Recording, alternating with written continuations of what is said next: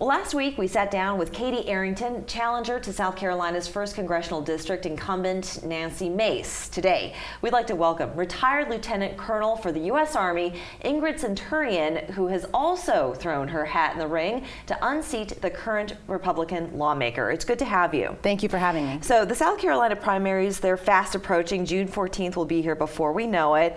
Right now, there are 7 primary candidates, 5 of which who are GOP. And the other 2 are Democrat. I'm curious as to why you felt it necessary to put your hat in the ring.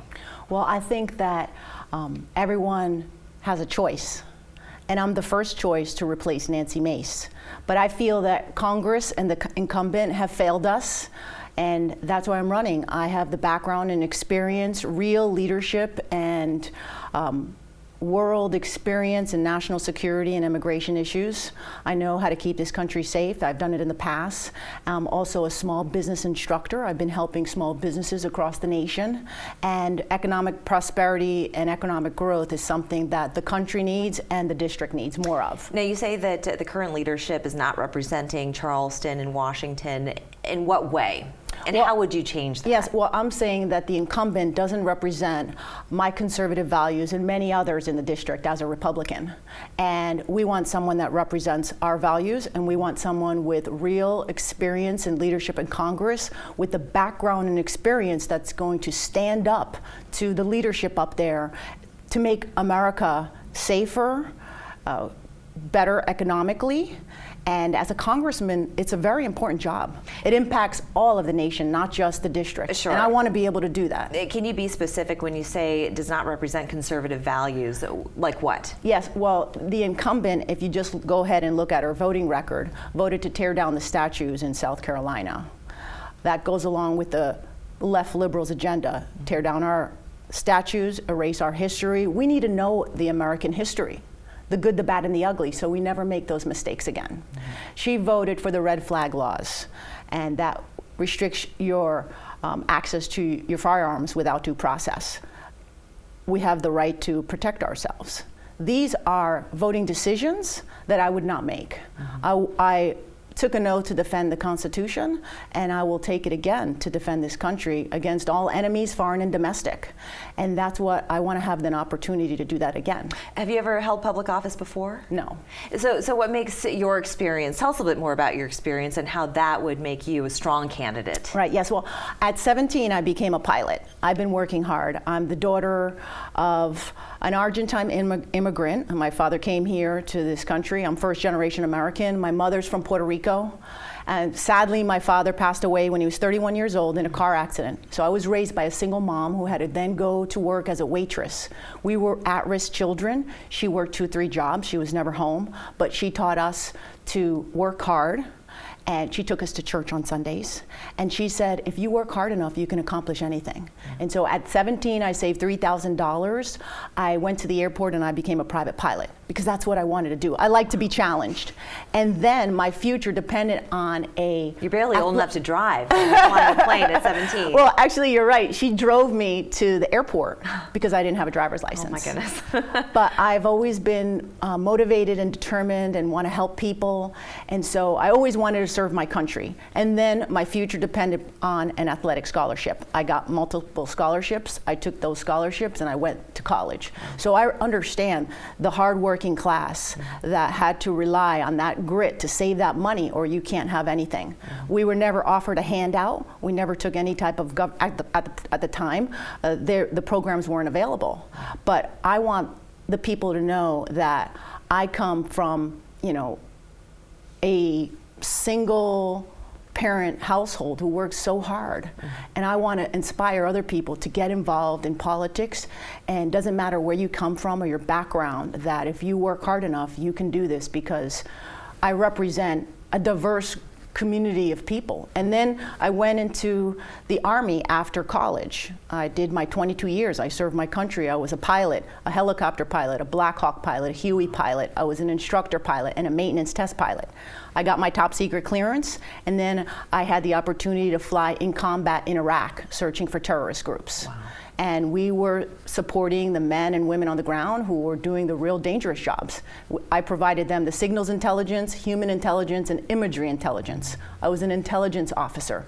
That's the background and real leadership and experience that I bring to the table when I sit in Congress, when I'm afforded the opportunity to sit on the Intelligence Oversight Committee. I'm bringing expertise. So that is an area. And then after I retired, well, my last assignment was working along the border. I flew missions along our border, working. And this is a part of your platform Yes. as well. And I do want to talk about that. First of all, thank you for your service. We do need to take a break here. So when we come back, we're going to continue our conversation with Ingrid Centurion, candidate for the 1st Congressional District of South Carolina. We'll be right back. Welcome back. We've been chatting with Ingrid Centurion. She is a candidate for South Carolina's 1st Congressional District. She is running up against incumbent Nancy Mace and 4 other GOP candidates ahead of the June 14th primary. We appreciate you being here.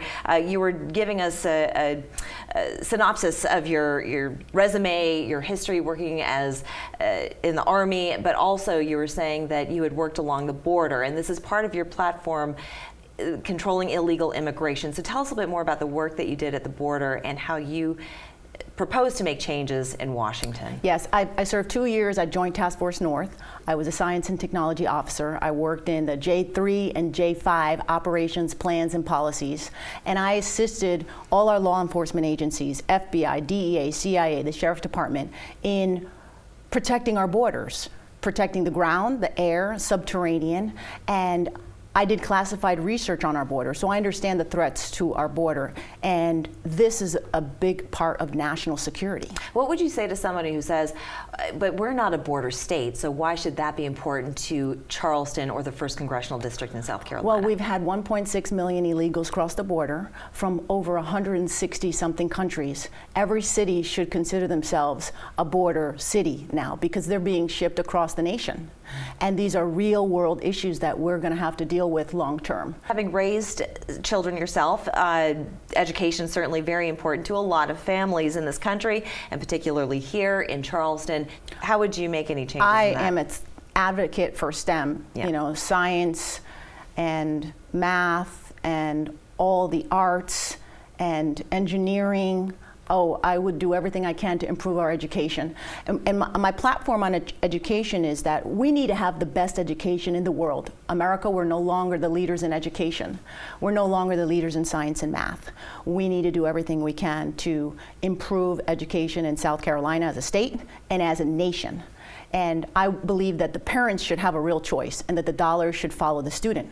And that we as parents must be in control and have the choice to send our child to a public school, a charter school, religious school, or even homeschool. So yes, school choice school is choice, part of your but even platform. homeschool. And if you choose to homeschool, I will do everything I can to help those families that want to homeschool their children. Speaking of dollars, so money has become very at the top of everyone's agenda. I think when we're paying higher gas prices, when we're talking about inflation right now, what would you do? What would you propose in terms of, say, the gas tax? There are some candidates on the other side of the aisle who are proposing a lower gas tax here in South Carolina. What do you think of that?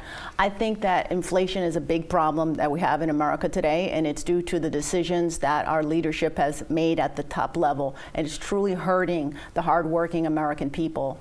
I believe that we have to do everything we can to improve the economic growth in the district. We have to help those small businesses. We have to bring more corporations here. And that's how you are going to help the district. And if people get up every morning and go to work, then their quality of lives will be better. So I want to help get the American people back to work. And President Trump, just in South Carolina recently, he was here campaigning on behalf of Katie Arrington, who you're running against as well as Russell Fry, who is vying for the 7th Congressional District, which represents Horry and Georgetown counties. And he is very critical of the current leadership right now in both districts.